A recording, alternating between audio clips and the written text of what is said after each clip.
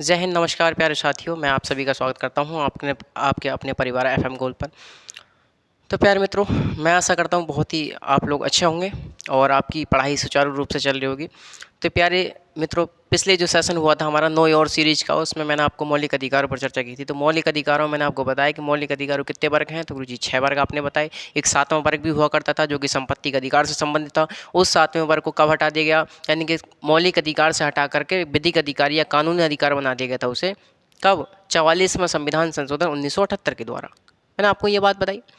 और मैंने आपको बताया कि साहब मौलिक अधिकार की आवश्यकता क्यों पड़ी मानव जीवन में, यानी मौलिक अधिकार क्या करते हैं हमारे जीवन में। इन सब पर बातों पर हमारी चर्चा हुई होगी। अगला एक और पॉइंट देखा था कि मौलिक अधिकार आत्यंतिक है क्या, यानी कि एब्सल्यूट है क्या मौलिक अधिकार, निरपेक्ष है क्या मौलिक अधिकार। तो आपने जवाब दिया था कि नहीं गुरुजी, इन पर निर्बंधन है। ये एब्सल्यूट या आत्यंतिक नहीं है, बल्कि इन पर क्या है, निर्बंधन दिए गए हैं, या फिर इन पर कुछ सीमाएं हैं। और निर्बंधन भी कैसे हैं दोस्तों, कुछ सीमाएं भी कैसी हैं, तार्किक निर्बंधन है, यानी कि युक्ति युक्त निर्बंधन दिए गए हैं इन मौलिक अधिकारों पर। तो दोस्तों आप लोग जानते हैं कि मौलिक अधिकार जो है वो भाग 3 में है, भाग 3 में है और अनुच्छेद 12 से लेकर के 35 तक है। तो प्यारे मित्रों, आज हम लोग स्टार्ट करते हैं अनुच्छेद नंबर 12, यानी कि आर्टिकल नंबर 12। देखिए प्यारे मित्रों, मैंने तमाम मौलिक अधिकारों को पढ़ाने वाले टीचर देखे हैं और मैंने ऑफलाइन का भी काफ़ी मुझे एक्सपीरियंस है। तो मैं आपको बताऊं कि मौलिक अधिकार जो लोग शुरू करते हैं वो आर्टिकल नंबर 14 से शुरू करते हैं। कि मौलिक अधिकार जो शुरू होते हैं वो आर्टिकल नंबर 14 शुरू होते हैं, भैया समानता का अधिकार 14 शुरू हो रहा है। लेकिन दोस्तों मौलिक अधिकारों को समझने से पहले हम लोग आर्टिकल 12 और 13 को समझेंगे। यदि मौलिक अधिकारों को समझने से पहले हम 12 और 13 को समझ जाएंगे तो इसका मतलब यह है कि मौलिक अधिकारों की जो हमारी पृष्ठभूमि है वो बन जाएगी। यानी कि 12 और 13 के बिना मौलिक अधिकार हमारे अधूरे हैं। मौलिक अधिकार 12 और 13 आर्टिकल के बिना अधूरे हैं। और दोस्तों आर्टिकल 12 जो है इसी की पूर्ति करता है आर्टिकल नंबर 13। इन दोनों को अलग मत पढ़िएगा आप लोग, इन दोनों को अलग ना पढ़ करके एक जगह ही पढ़ें। देखिएगा मैं आपको बताऊं, आर्टिकल नंबर 12 बात करता है राज्य की परिभाषा की। राज्य की परिभाषा किसकी परिभाषा प्यारे मित्रों, राज्य की परिभाषा की बात करता है आर्टिकल नंबर 12। राज्य की परिभाषा किसके लिए दोस्तों, राज्य की परिभाषा किसके लिए, तो ये बात करता है कि राज्य की परिभाषा भाग 3 के लिए। और भाग 3 में क्या है, मौलिक अधिकार। यानी राज्य की परिभाषा मौलिक अधिकार के लिए। इन दोस्तों आर्टिकल नंबर 12 से 35 तक जहाँ जहाँ राज्य शब्द आएगा, मैं कह रहा हूँ मौलिक अधिकारों में जहाँ जहाँ राज्य शब्द आएगा उस राज्य शब्द का हम मतलब किससे लेंगे। चाहे वो दोस्तों आर्टिकल नंबर 12 में हो, 13 में हो, 14 में हो, 15 में हो, 16 में हो, 17 में हो, 18 में हो। मैंने कहा कि 12 से लेकर के 35 तक जहाँ जहाँ राज्य शब्द आएगा प्यारे मित्रों, उस राज्य शब्द का हम मतलब किससे लेंगे, यानी क्या होगा राज्य मौलिक अधिकारों के लिए। दोस्तों मौलिक अधिकारों के लिए राज्य होगा क्या, इस बात की बात करता है आर्टिकल नंबर 12। इन्होंने बताया कि भैया नंबर 1 कि संसद और केंद्र सरकार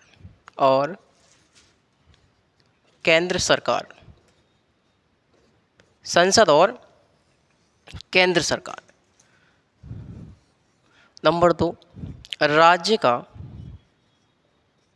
विधानमंडल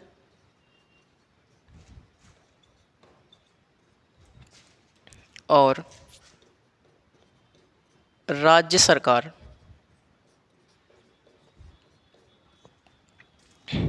नंबर 3 बताया इन्होंने कि स्थानीय प्राधिकारी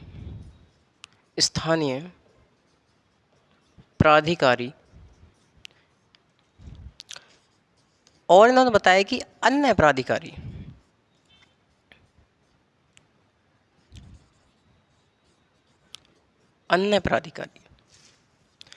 मैंने आपको कितनी बात बताई प्यारे मित्रों, मैंने आपको बताया कि गुरुजी ये जो आर्टिकल नंबर 12 है ये बात करता है राज्य की परिभाषा की, यानी मौलिक अधिकारों के लिए राज्य शब्द क्या होगा, यानी राज्य शब्द हम राज्य की परिभाषा में क्या क्या आएगा मौलिक अधिकारों के लिए।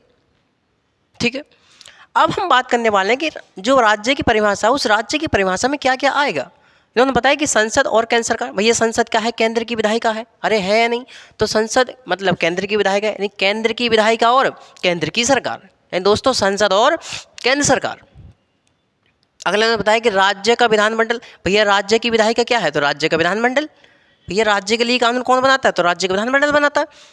तो राज्य का विधानमंडल और राज्य सरकार। क्यों भाई दोस्तों? भैया राज्य के विधानमंडल और राज्य सरकार, जैसे ऊपर है वैसे नीचे है, जैसे ऊपर है वैसे हमारा नीचे है। अगला बताया इन्होंने कि स्थानीय प्राधिकारी, लोकल अथॉरिटी, स्थानीय प्राधिकारी या लोकल अथॉरिटी। और दोस्तों लोकल अथॉरिटी में आप लोग थोड़ा बहुत तो जानते ही होंगे, कभी आपने अनुसूची नंबर 11 और 12 पढ़ी होंगी, कभी तो पढ़ी होंगी। लेकिन दोस्तों मैं आपको बताऊं, ये स्थानीय प्राधिकारी में यानी कि स्थानीय लेवल की जो सरकारें हैं, स्थानीय लेवल की जो सरकारें हैं, जिसमें आपका ग्राम प्रधान यानी ग्राम पंचायत हो गई, नगर पंचायत हो गई, नगर पालिका परिषद हो गई, नगर निगम हो गए, ये क्या है दोस्तों? ये स्थानीय लेवल की सरकारें हैं, ये स्थानीय लेवल की सरकारें हैं।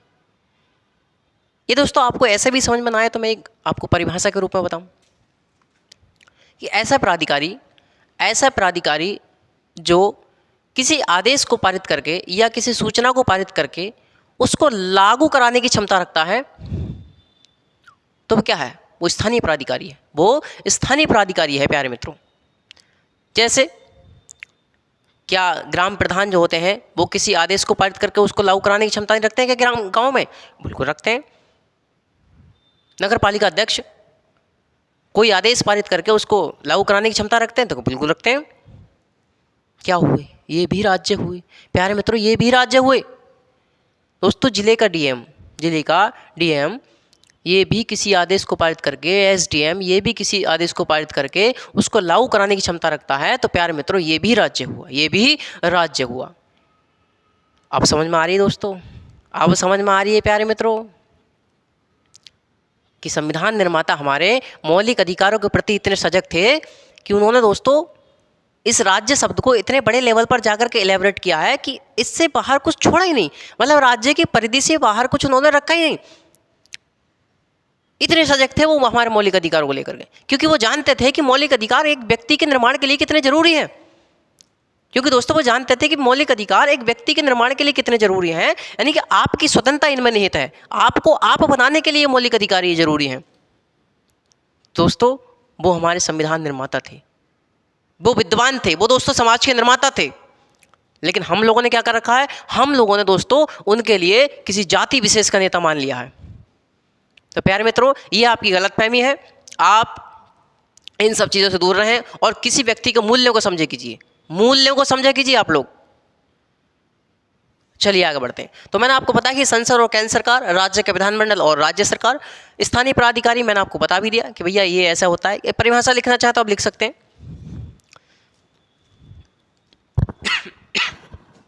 कि ऐसा प्राधिकारी जो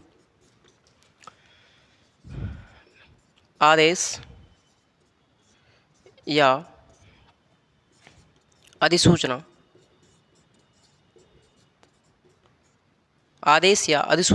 जारी करके उसे लागू कराने की क्षमता रखता हो, वो क्या कहलाएगा? वो दोस्तों स्थानीय प्राधिकारी कहलाएगा। प्यारे मित्रों ये बात आपको समझ में आई होगी, आशा करता हूँ बहुत ही बेहतरीन तरीक़ा से। अगला अन्य प्राधिकारी। क्या गुरुजी अन्य प्राधिकारी में क्या आएगा फिर? ए भैया इधर सुनो, अन्य प्राधिकारी में क्या आएगा फिर गुरुजी? अन्य प्राधिकारी में प्यारे मित्रों सुप्रीम कोर्ट ने अपने विभिन्न निर्णयों में तमाम परिभाषाएं दी हैं अन्य प्राधिकारियों को लेकर के। उसने कहा है कि ऐसा कोई निकाय, ऐसा कोई प्राधिकारी जिसका प्रशासनिक और वित्तीय नियंत्रण, प्यारे मित्रों ध्यान सुनते रहिएगा, जिसका प्रशासनिक और वित्तीय नियंत्रण यदि सरकार के हाथ में है, यदि दोस्तों सरकार के हाथ में है, गवर्नमेंट के हाथ में है, तो वो क्या है, वो अन्य प्राधिकारी कहलाएगा। फिर वही बात दोस्तों, फिर वही बात कि भैया हमारे संविधान निर्माता जानते थे कि कहीं भैया मौलिक अधिकारों का ये हनन न कर दे, ये हनन न कर दे, ये हनन न कर दे, ये हनन न कर दे। इसीलिए दोस्तों, इसीलिए उन्होंने सब कुछ राज्य की परिधि में डाल दिया। प्यारे मित्रों, इसीलिए उन्होंने सब कुछ राज्य की परिधि में डाल दिया और राज्य से कुछ उन्होंने बाहर रखा ही नहीं। मैंने आपको बताया कि भैया अन्य प्राधिकारी में क्या बताया कि सर्वोच्च न्यायालय ने कहा कि भैया ऐसा कोई प्राधिकारी या ऐसा कोई निकाय जिसका प्रशासनिक और वित्तीय नियंत्रण यदि सरकार के हाथ में है तो वो अन्य प्राधिकारी कहलाएगा। क्या भैया, उन्होंने बताया कि ऐसा निकाय जिसका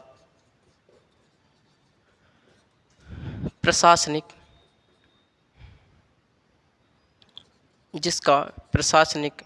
व वित्तीय नियंत्रण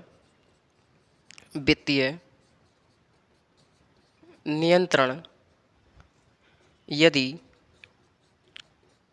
सरकार के हाथ में है तो वह क्या कहलाएगा, अन्य प्राधिकारी कहलाए, तो वह अन्य प्राधिकारी कहलाएगा। प्यारे मित्रों, यहाँ तक बात समझ में आपको आई? जैसा अगर हम दो चार उदाहरण देख लें,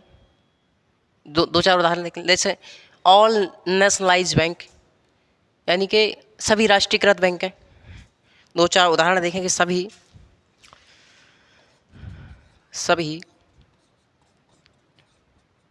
राष्ट्रीयकृत बैंक, सभी राष्ट्रीयकृत बैंक, प्यारे मित्रों, empty Mumbai port trust,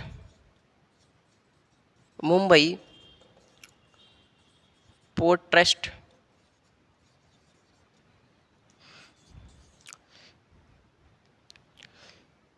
IFC, Indian food corporation, Indian food corporation,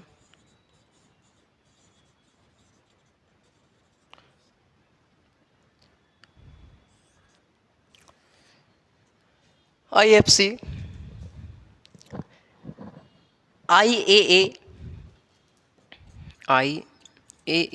international airport authority, international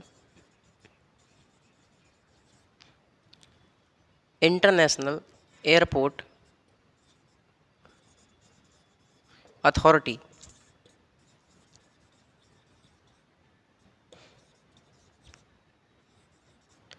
international authority, IAA, international airport authority, ONGC, all and national gas corporation. तो ये क्या है, ये दोस्तों आपके रटे रटाए उदाहरण हैं। ये आपके क्या हैं, रटे रटाए उदाहरण हैं। क्या दोस्तों, ये जो राष्ट्रीयकृत बैंकें होती हैं इनका प्रशासनिक और वित्तीय नियंत्रण सरकार के हाथ में नहीं होता है? बिल्कुल होता है गुरुजी। ये जो संस्थाएं मैंने बताई आपको, ये जो निकाय मैंने आपको बताए, इनका प्रशासनिक और वित्तीय नियंत्रण किसके हाथ में है? तो प्यारे मित्र, गवर्नमेंट के हाथ में है। अरे है नहीं? तो प्यारे मित्र, ये क्या हुए, इस अन्य प्राधिकारी हुए, अदर अथॉरिटी हुई। ये आई बात समझ में? प्यारे मित्रों, अगर यदि आपको ऐसे समझ में नहीं आता तो मैं आपको एक उदाहरण और दूँ, रिसेंट का एक उदाहरण दूँ मैं आपको। तो था क्या कि आपने जानते हैं कि भैया एक नई संसद का निर्माण हुआ, अरे हुआ नहीं? तो बिल्कुल हुआ। ये जो नई संसद का निर्माण हुआ, इसको बनाने के लिए किसी न किसी कंपनी को तो ठेका दिया गया होगा। अरे दिया गया ना होगा? बिल्कुल सही बात है। तो इसको बनाने के लिए किसी न किसी कंपनी को ठेका दिया गया। मान के चलिएगा वो एल&टी कंपनी थी दोस्तों, शायद वो एल&टी कंपनी ही थी। तो एल&टी कंपनी के लिए ठेका दिया गया कि आपको क्या बनाना है, सेंट्रल विस्टा के तहत, सेंट्रल विस्टा एक प्रोग्राम बनाया, सेंट्रल विस्टा प्रोग्राम के तहत संसद का निर्माण किया जाएगा। ठीक है जी दोस्तों, जिस समय वो कंपनी एल&टी कंपनी जिस समय संसद का निर्माण कर रही थी, संसद भवन का निर्माण कर रही थी, उस समय दोस्तों उसके लिए जो वित्तीय नियंत्रण था, यानी कि पैसा जो दिया जाना था वो सरकार के खाते से जाना था। बिल्कुल सही बात है। यदि कोई दिक्कत आती तो प्रशासन को कौन भेजता? सरकार भेजती। तो दोस्तों जितने टाइम तक संसद बनी उस समय तक वो एल&टी कंपनी भी क्या थी? एक राज्य थी, स्थानीय प्राधिकारी थी दोस्तों, राज्य थी। बात समझ में आ रही है मेरे दोस्तों? अरे मेरी बात समझ में आ रही है आपको? क्यों भाई मेरे शेर और शेर नहीं हो? अरे हाँ या नहीं? तो मैंने आपको कितना बताया कि भैया आर्टिकल 12 बात करता है कि राज्य की परिभाषा की किसके लिए? मौलिक अधिकारों के लिए। यानी मौलिक अधिकारों में जहाँ जहाँ राज्य शब्द आएगा उस राज्य शब्द का हम मतलब किससे लेंगे? क्या होगा गुरुजी? मौलिक अधिकारों के लिए राज्य। तो मैंने आपको बताया कि संसद और केंद्र सरकार, राज्य का विधानमंडल और राज्य सरकार, स्थानीय प्राधिकारी में मैंने आपको बताया, और अन्य प्राधिकारी मैंने आपको बताया कि भैया ऐसा कोई निकाय जिसका प्रशासनिक और वित्तीय निर्णय यदि सरकार के हाथ में है तो वो क्या होगा? एक राज्य कहलाएगा। मैंने आपको कुछ उदाहरण भी दिए, जैसे सभी राष्ट्रीयकृत bank, Mumbai port trust, IFC Indian food corporation, IAA international airport authority. तो प्यारे मित्रों ये क्या है? कुछ उदाहरण हैं, है नहीं? ठीक है, तो अब हम लोग आगे बढ़ते हैं। अब बात करते हैं आर्टिकल नंबर 13 की। प्यारे मित्रों ये जो मौलिक अधिकार के चैप्टर है, आप तसल्ली पूर्वक बैठे रहें। मैं आपको ऐसे मौलिक अधिकार पढ़ा दूंगा, ऐसे मौलिक अधिकार पढ़ा दूंगा कि आप लोग ज़िंदगी में कभी मौलिक अधिकार नहीं भूल सकते। अभी थोड़ी तबीयत नाराज़ है, इसलिए आप लोग जानते हैं कि जो मेरा पढ़ाने का तरीका है वो थोड़ा सा और जोशीला है, वो थोड़ा सा डाउन हो गया है। 2-3 दिन से थोड़ा तबीयत ज़्यादा ख़राब हो रही है प्यारे मित्रों, लेकिन आप लोग टेंशन ना लीजिएगा, आप लोग साथ बना रखें। और प्यारे मित्रों 1000 सब्सक्राइबर होने में कुछ ही सब्सक्राइबर्स हमारे बच्चे हैं, उनको आप लोग जल्द से जल्द पूरा कराएं, उनको आप लोग जल्द से जल्द पूरा कराएं। दोस्तों सभी अपने जितने भी आपके मित्र हैं उनको वीडियो शेयर करें और बताएं कि FM गोल्ड चैनल पर क्लासेस स्टार्ट हैं। और प्यारे मित्रों आप लोगों का साथ हमारे लिए बहुत ही ज़्यादा लाभदायक होगा और हम लोग आपके लिए बेहतर से बेहतर कंटेंट तैयार कर पाएंगे।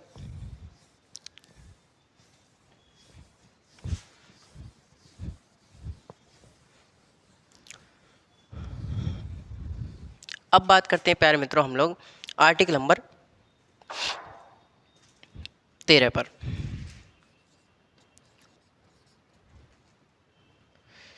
आर्टिकल नंबर 13 पर यानी अनुच्छेद 13 पर। इसका शीर्षक है दोस्तों अन्य विधियों से अन्य विधियों से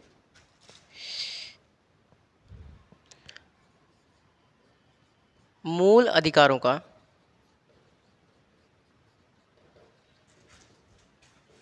संरक्षण। अन्य विधियों से मूल अधिकारों का संरक्षण। तो आर्टिकल नंबर 13 बात करता है कि अन्य विधियों से मूल अधिकारों का संरक्षण। दोस्तों ये जो आर्टिकल नंबर 13 है इसके कितने क्लॉज हैं? इसके 3 क्लॉज हैं। कितने क्लॉज हैं इसके? 3 क्लॉज हैं। जैसे article number 13 clause 1, article number 13 clause 2, article number 13 clause 3। Article number 13 clause 1 जो है दोस्तों ये बात करता है कि संविधान पूर्व विधियां, संविधान पूर्व विधियां। और आर्टिकल नंबर 13 क्लॉज 2 बात करता है संविधान पश्चात विधियां, संविधान पश्चात विधियां।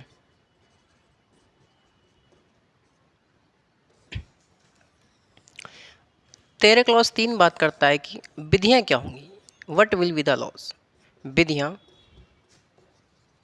क्या होंगी, विधियां क्या होंगी, ये बात करता है हमारा आर्टिकल नंबर 13 क्लॉज 3। मैंने आपको बताया कि भैया आर्टिकल नंबर 13 की हम बात करेंगे जिसका शीर्षक है अन्य विधियों से मूल अधिकारों का संरक्षण।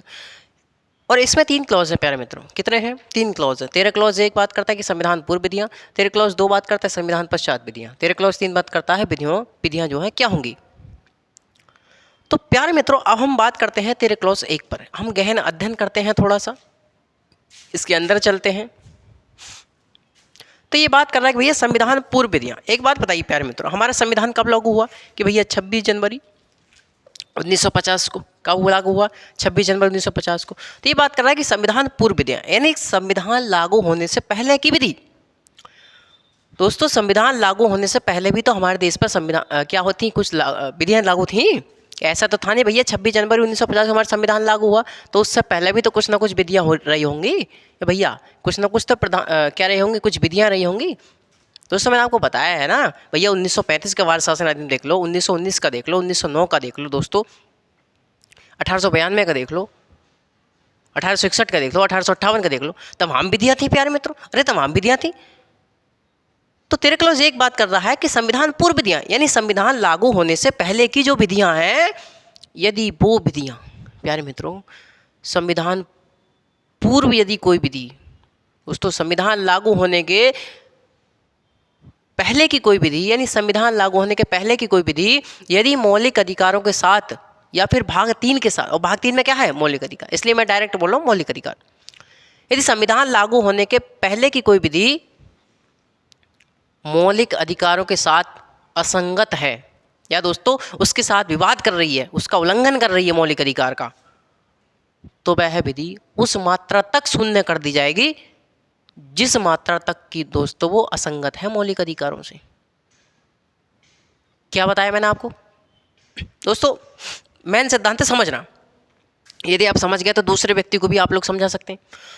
तो मैंने आपको बताया कि संविधान पूर्व विधि, यानी संविधान लागू होने से पूर्व की कोई विधि, जब हमारा संविधान लागू नहीं हुआ, संविधान लागू होने से पहले की कोई विधि यदि मौलिक अधिकारों के साथ असंगत है या मौलिक अधिकारों के साथ विवाद करती है तो वह विधि उस मात्रा तक सीमित कर दी जाएगी प्यारे मित्रों जिस मात्रा तक वह मौलिक अधिकारों का क्या कर रही है? असंगत है मौलिक अधिकारों से। लिखिएगा इसे।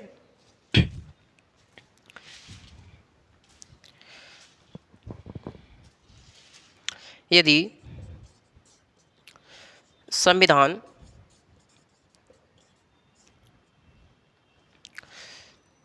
पूर्व की कोई विधि, संविधान पूर्व की कोई विधि,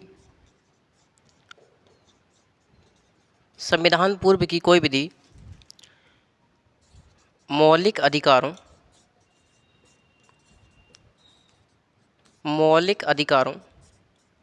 के साथ असंगत है या दोस्तों विवाद करती है, असंगत है या विवाद करती है तो वह विधि उस मात्रा तक सीमित कर दी जाएगी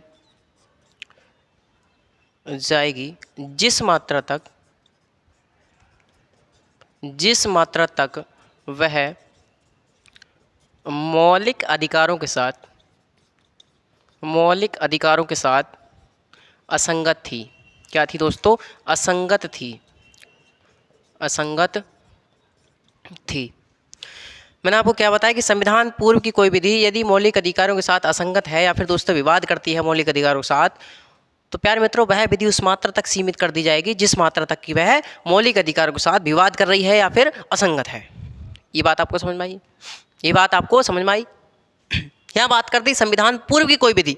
लेकिन दोस्तों अब क्या बात करेंगे? अब हम बात करेंगे 13 क्लॉज 2 पर, और 13 क्लॉज 2 बात करता है कि संविधान पश्चात विधियाँ। दोस्तों हम लोगों ने देख ली संविधान पूर्व की कोई विधि, अब हम देखेंगे कि संविधान लागू होने के पश्चात विधि, यानी संविधान लागू होने के पश्चात यदि राज्य कोई ऐसी विधि बनाता है, प्यारे मित्रों संविधान लागू होने के पश्चात यदि राज्य कोई ऐसी विधि बनाता है, और राज्य मतलब दोस्तों, और राज्य को प्यारे मित्रों हमने पहले ही परिभाषित कर दिया है। अरे प्यारे मित्रों हमने राज्य को पहले ही परिभाषित कर दिया है, कहाँ पर? आर्टिकल नंबर 12 में। ए भैया आर्टिकल नंबर 12 में हमने पहले ही परिभाषित कर दिया है राज्य को। मैं आपसे ये बात कर रहा हूँ।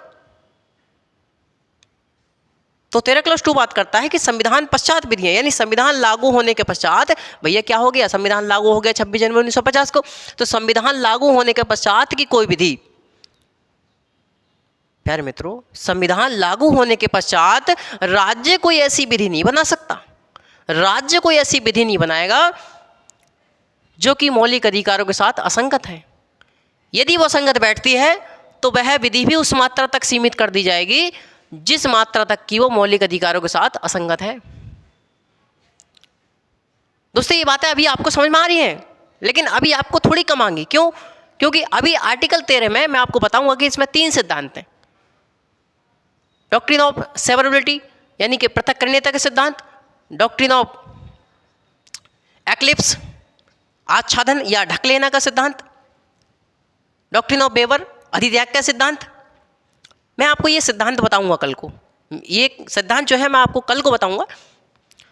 तो मैं अब आपसे बात कर रहा हूँ कि संविधान पश्चात विधियाँ, यानी संविधान लागू होने के पश्चात राज्य कोई ऐसी विधि नहीं बना। और राज्य दोस्तों हमने आर्टिकल नंबर 12 में पहले ही परिभाषित कर दिया है, इसीलिए मैं आपसे कह रहा हूँ कि आर्टिकल 12 और 13 को अलग अलग नहीं पढ़ सकते हम लोग। आर्टिकल 12 की पूर्ति ही कर रहा है आर्टिकल नंबर 13। तो संविधान लागू होने के पश्चात राज्य कोई ऐसी विधि नहीं बना सकता जो कि मौलिक अधिकारों के साथ असंगत हो। यदि ऐसा होता है तो वह विधि उस मात्रा तक सीमित कर दी जाती है जिस मात्रा तक कि वो मौलिक अधिकार के साथ उल्लंघन कर रही है। प्यारे मित्रों, अरे हाँ या नहीं? तो इतनी बात आप लोग ध्यान से सुनिएगा, लिखिएगा आप लोग।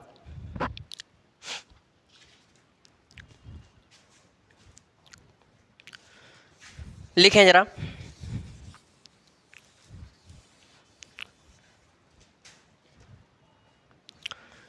कि संविधान पश्चात संविधान लागू होने के पश्चात संविधान लागू होने के पश्चात राज्य कोई ऐसी विधि नहीं बनाएगा। प्यारे मित्र, कौन? ये भैया, राज्य कोई ऐसी विधि नहीं बनाएगा। अरे अब तो आई बात समझ में। अरे मेरे प्यारे शेर और शेरनी हो, इधर देखो ध्यान से। मैंने आपको बताया कि संविधान लागू होने के पश्चात राज्य कोई ऐसी विधि नहीं बनाएगा। राज्य कोई ऐसी विधि नहीं बनाएगा जो मौलिक अधिकारों के साथ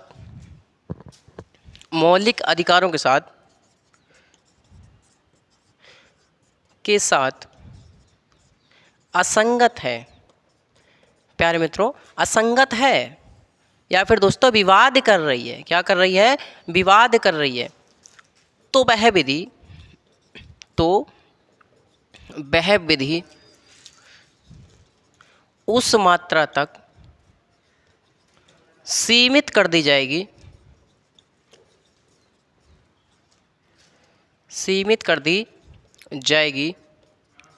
जिस मात्रा तक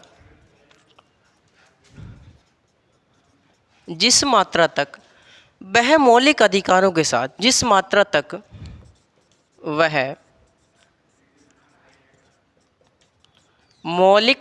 के साथ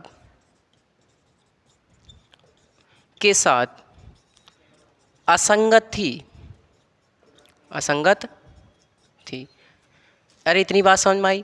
प्यारे मित्रों, मैंने आपको बताया कि 13 क्लॉज 1 है, 13 क्लॉज 1 बात करता है कि संविधान पूर्व विधियाँ, यानी संविधान लागू होने से पहले की कोई विधि यदि मौलिक अधिकारों के साथ असंगत है तो वह विधि उस मात्रा तक सीमित कर दी जाती है जिस मात्रा तक की वह मौलिक अधिकारों के साथ असंगत थी। अरे हाँ या नहीं? अगला 13 क्लॉज 2 मैंने आपको बताया कि संविधान पश्चात विधि है, यानी संविधान लागू होने के पश्चात राज्य ऐसी कोई विधि नहीं बनाया। कौन? राज्य ऐसी। और राज्य दोस्तों आर्टिकल नंबर 12 में पहले ही परिभाषित कर दिया हमने। अरे हाँ या ना?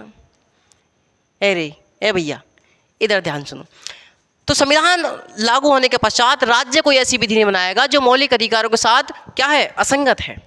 यदि ऐसा होता है, यदि वो विधि असंगत है तो वह विधि उस मात्रा तक सीमित कर दी जाएगी जिस मात्रा की वह मौलिक अधिकारों के साथ असंगत थी। अरे सिंपल सी बात है। ए भैया, को भारी है? अरे विनोद, वे विनोद, कोई भारी है? ए भैया इधर सुनो। अगला 13 क्लॉज 3 यानी 13 क्लॉज 3 बात करता है कि विधियां क्या होंगी। ये लीजिए दोस्तों, विधियों को भी यहाँ क्लियर कर दिया। क्या कर दिया? यहाँ पर विधियों को भी क्लियर कर दिया कि but will be the law. क्या होंगी विधियां? किसके लिए? आर्टिकल 13 के लिए। अभी बताऊंगा मैं आपको। अरे ज़्यादा झुसियाओ मत, मैं आपको बता रहा हूँ अभी। ये मत सोचो कि वो सबको गुरुजी अब तो सब कुछ समझ में आ गया, अब तो मतलब चीर देंगे और फाड़ देंगे, मतलब ज़्यादा नहीं होने का। अभी हम बताएंगे तुम्हें, पहले समझो उसके बाद बोलो, ठीक है। तो तेरे क्लॉज 3 में बता दिएगा कि गुरुजी विधियाँ क्या होंगी। यानी कि हम लोग जो इतनी देर से कह रहे हैं कि संविधान पश्चात विधियाँ और संविधान पूर्व विधियाँ, ये भैया तो ये विधियाँ होंगी क्या? क्यों गुरुजी हम जो विधियाँ कह रहे हैं, आधे घंटा से बकवास कर रहे हैं, ये विधियाँ और वो विधियाँ, लेकिन विधियाँ होंगी क्या? विधियाँ किसको मानेंगे हम? यानी विधियों की परिधि में कौन कौन आएगा? तो इधर सुनो, विधियाँ क्या होंगी इन्होंने बताया दोस्तों। विधियों को भी यहाँ क्लियर कर दिया कि कोई कानून या कोई एक्ट, कोई कानून, कोई नियम, कोई भी नियम, कोई अध्यादेश, कोई आदेश, कोई अधिसूचना, कोई नियम, ये क्या है प्यारे मित्रों? ये सब क्या है? ये विधियां होंगी। ये भैया कोई विधियां होंगी। और इन्होंने तो आगे चल करके ये तक कह दिया कि यदि किसी रूढ़ि या किसी प्रथा में विधि का बल हुआ तो वह रूढ़ि और प्रथा भी क्या कर दी जाएगी? शून्य कर दी जाएगी प्यारे मित्रों। ये बात चलती रहती है, तो उधर ध्यान दे। तो विधियां भी क्लियर कर दी तेरे क्लॉज 3 में कि कोई कानून, कोई नियम, कोई भी नियम, कोई अध्यादेश, कोई आदेश, कोई सूचना, कोई अधिसूचना, कोई रूढ़ि, कोई प्रथा, दोस्तों कुछ भी, मतलब दोस्तों कुछ भी, ये जो है, ये जो मौलिक अधिकार के लिए मैंने ये विधियां बताई हैं, ये सब विधियां क्या हैं? ये मौलिक अधिकार को क्या नहीं कर सकती? सीमित नहीं कर सकती। अब पढ़िएगा जरा, सब कुछ पढ़ने के बाद अब पढ़ो जा तेरे क्लॉज 1 को। तो तेरे क्लॉज 1 बात करता है कि संविधान पूर्व विधियां, और विधियां दोस्तों ये सब कुछ है विधियों में। ये क्या है? विधियां मतलब ये सब कुछ है विधियों में। अरे हाँ या नहीं? तो संविधान पूर्व विधियां यदि मौलिक अधिकारों के साथ असंगत हैं तो वह विधि उस मात्रा तक सीमित कर दी जाएगी जिस मात्रा तक की वह मौलिक अधिकार के साथ उल्लंघन कर रही है या फिर दोस्तों असंगत बैठती है। अरे हाँ या नहीं? इधर संविधान पश्चात विधियां, और विधियां क्या है? ये रही राज्य, ऐसी कोई विधि नहीं। अगर राज्य कहाँ है? आर्टिकल नंबर 12 में। ये भैया ऐसे ही है ना। तो संविधान पश्चात राज्य कोई ऐसी विधि नहीं बनाएगा। विधि मतलब ये वाली जो कि मौलिक अधिकार के साथ असंगत है। यदि मौलिक अधिकार के साथ असंगत होती है तो वह विधि उस मात्रा तक सीमित कर दी जाएगी जिस मात्रा तक की वह मौलिक अधिकार के साथ असंगत थी। ठीक है भैया। तेरा क्लॉज 3 मैंने आपको बताया, विधियां भी क्लियर कर दी साहब। यहाँ पर अगला मैंने आपको बताया कि भैया यहाँ पर आर्टिकल नंबर 13 से संबंधित थी 3 सिद्धांत आते हैं, पृथक्करणीयता के सिद्धांत, आच्छादन का सिद्धांत और अधित्याग के सिद्धांत। प्यारे मित्रों ये सब मैं आपको बताऊंगा कल। आज के लिए यही आपसे विदा चाहता हूं। प्यारे मित्रों आप लोग बने रहिएगा FM गोल्ड के साथ। हम आपके साथ सदैव तत्पर तैयार हैं। नमस्कार।